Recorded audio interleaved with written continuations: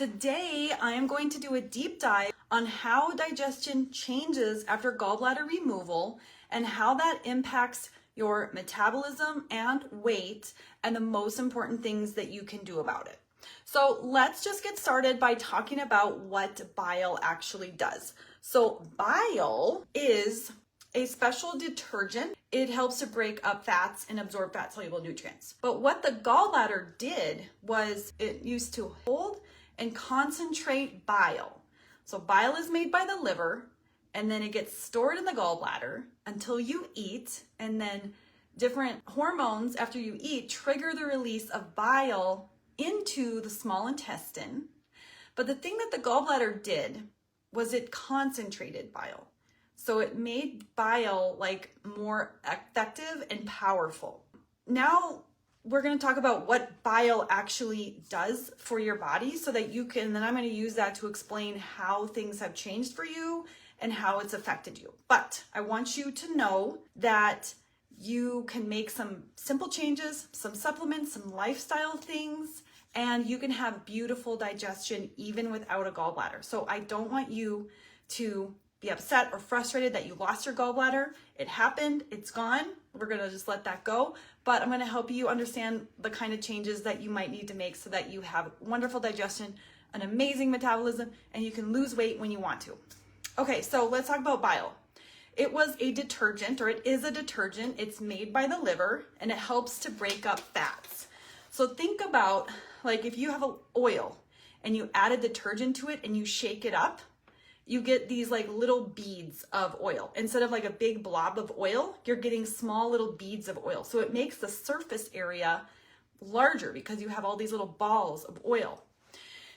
Bile also helps to bind toxins in food. So a lot of times, like, doesn't matter what kind of food you eat, we're consuming and ingesting some toxins with our food, and bile helps to bind some of that up and get it out.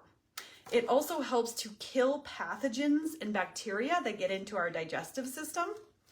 It helps to absorb fat-soluble nutrients like vitamins A, D, E, K, and omega-3 fatty acids, and we're going to talk about that more later. And it helps to clean and lubricate the colon. It also helps to biotransform estrogen and other hormones and other things that your body makes that it needs to get rid of. So the gallbladder, when you had one, it allowed you to eat big, high-fat meals. But now that you don't have a gallbladder, that is going to change a little bit. 40% of women that lose their gallbladder have some kind of digestive issues after gallbladder removal. So even if they told you you don't need it, you won't miss it, a lot of people are actually experiencing a lot of issues without their gallbladder. But like I said, don't worry, I'm going to show you some shifts, some things that you can do so you can have beautiful, amazing digestion and you can feel really good about your body. So let's talk about what happens without a gallbladder. If you lost your gallbladder, if you got gallstones, that is a sign that there was something going on in the liver, because the liver is what makes bile. So if your liver wasn't making good quality bile, or maybe it was like thick and sludgy, then that kind of bile can turn into gallstones. Because like I said, the gallbladder concentrates bile. So if it was already concentrated, then it can turn like solid. So number one is there could be an issue with your liver if you lost your gallbladder. So you could be having poor bile quality. Without a gallbladder, the bile drips into the small intestine instead of being released in a large quantity after you eat. So we're getting dripping bile. And now without a gallbladder, you don't have that concentrated bile. So it's not quite as powerful since it's dripping out of the liver. And like I said, you might not have enough bile depending on the quality of the bile that your liver is making. But when you do eat, you might only be getting a couple of drips of bile instead of a large squirt that you would have if you had a gallbladder. So what this could mean is if you're only getting a few drips of bile, this could mean that the fats are not getting emulsified. They're not getting formed into those little bubbles and it's staying like in a big blob. Toxins might not be getting bound up. Pathogens and bacteria might not be getting killed. And your fat-soluble nutrients, like I talked about, vitamins A, D, E, K, and omega-3 fatty acids, might not be getting absorbed into your body. And you might have some constipation or diarrhea depending on what kind of bile quality you have. So if your liver's making good quality bile, but it's not very concentrated, it could cause some diarrhea. Or if your liver is making thick bile, it might not be as effective, and it might not have the composition that you want it to have, and that could lead to constipation. So how this could be affecting you. So see if any of this rings true. So with fats, if you're not absorbing enough fats, and if the fats aren't being like put into those little blobs, then you could be having some hormone problems, because we need fats to make hormones like estrogen and progesterone. So you might have some imbalanced hormones if you're not absorbing the fats from your diet, especially if your doctor told you to go low fat, or you've heard from other people that you're supposed to be on a low fat diet.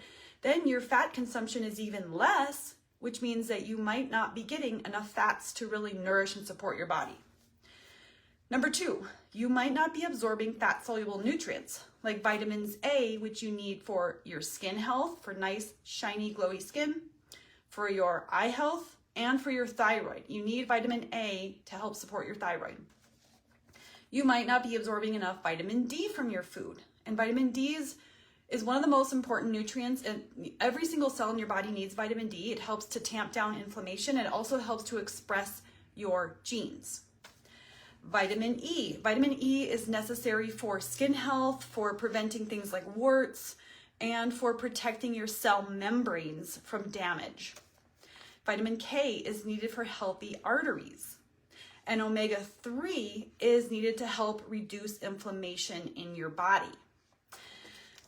The next thing what could be happening to you is your metabolism is slowing down because you're having more inflammation. You don't have as much vitamin A, so your thyroid is down regulating, and your body is just experiencing more inflammation, which could mean that you are not sleeping as well, you're not as insulin sensitive, and so your metabolism is slowing down. You could also be accumulating more toxins in your body because the bile is not fighting bacteria or pathogens, heavy metals, and other things coming in. You might have more circulating toxins in your body, which also raises inflammation. You might be experiencing constipation, which means that you're not excreting more things from your stool is getting recirculated into your bodies, because if you're constipated and you're not getting rid of that waste material, then your body could actually be reabsorbing some of it. Or you could have diarrhea, which means that you are getting dehydrated, you're losing minerals, you're losing fluids, and so that could be happening to you. And these things could be decreasing your energy and your vitality and just feeling alive and healthy and happy. And like I said, you could have more inflammation, more water retention, more bloating, and more swelling because of this bile, the lack of bile or mismatched bile with your food. But don't worry, there's some simple things that you can do to make your body more, so that your body is more effective at doing all the things like supporting the flow coming out of your liver, absorbing fat-soluble nutrients, decreasing inflammation, and we're going to talk about that right now. So the first thing that you want to do is, instead of eating large meals, you want to eat small meals more frequently throughout the day, so that we can match your food intake with your bile output from the liver. So like every 3 hours, about 300 calories every 3 hours, or 400 calories every 4 hours. Or if you're a more active person, you need more food than that. But basically you want to be eating about every 3 to 4 hours. Number 2 is we want to support your bile flow coming out of the liver.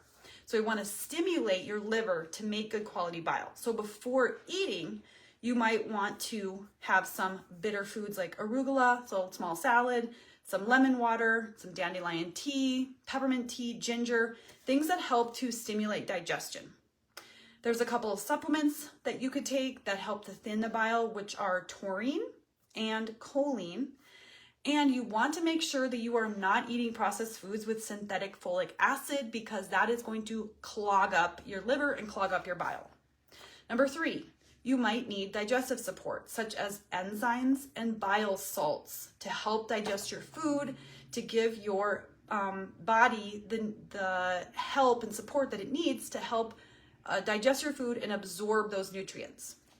Number 4, you might need to replace a lot of the fat-soluble nutrients that your body hasn't been absorbing for years and years. And those are vitamins A, E, D, K, and omega-3s. So those are some important nutrients that you might have been missing out on. Number 5, nervous system regulation. So you're probably experiencing just like stress, anxiety, because you don't have these nutrients that help you to have good mental health. And so you really want to support your body's nervous system by doing things that bring you joy. You basically want to do things that you love, and maybe things that you haven't even done in a long time, or things that you like to do when you were a kid and you stopped doing those. So like dancing, singing, moving your body, getting outside, breathing, just expressing yourself, doing things that bring you joy. Whatever that is, this is really, really important for your body so that you can get your body into a state of rest and digest where it's absorbing nutrients and digestion is working beautifully. It's a whole symphony going on in your body. So those are 5 things that you can do to support your body after gallbladder removal. They're not difficult, but you do need to make some pivots and adjustments.